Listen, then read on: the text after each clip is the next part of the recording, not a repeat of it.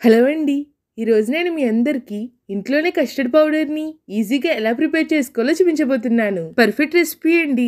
Compromise అవ్వాల్సిన అవసరమే లేదు. చాలా ఈజీ చేయడం కూడా. మరి ఈ హోమ్‌మేడ్ కస్టర్డ్ పౌడర్ రెసిపీని ఎలా ప్రిపేర్ చేసుకోవాలో దాని ప్రాసెస్ ఏంటో చూసేద్దామా?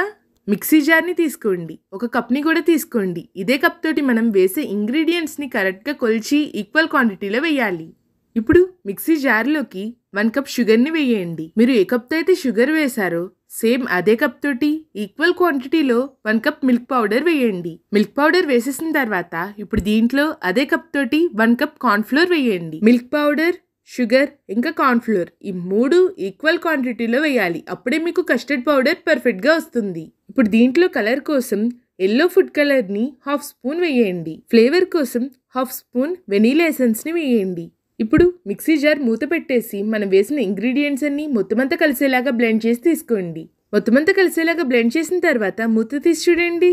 అచ్చం మనం బయట షాప్స్ నుంచి తెచ్చినట్టే ఉంది కదా. టేస్ట్లో కూడా అసలు కాంప్రమైజ్ అవ్వాల్సిన అవసరమే లేదు. అంతేనండి, home made custard powder recipe ready అయిపోయింది. ఈ కస్టర్డ్ పౌడర్ని ఎయిర్ టైట్ కంటైనర్లో తడి తగలకుండా స్టోర్ చేసుకుంటే 6 months పైనే నిల్వ ఉంటుంది. ఈ వీడియో మీ అందరికీ నచ్చిందా?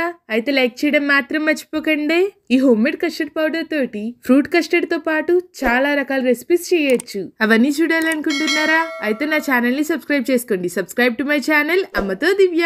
Thank you for watching. Bye.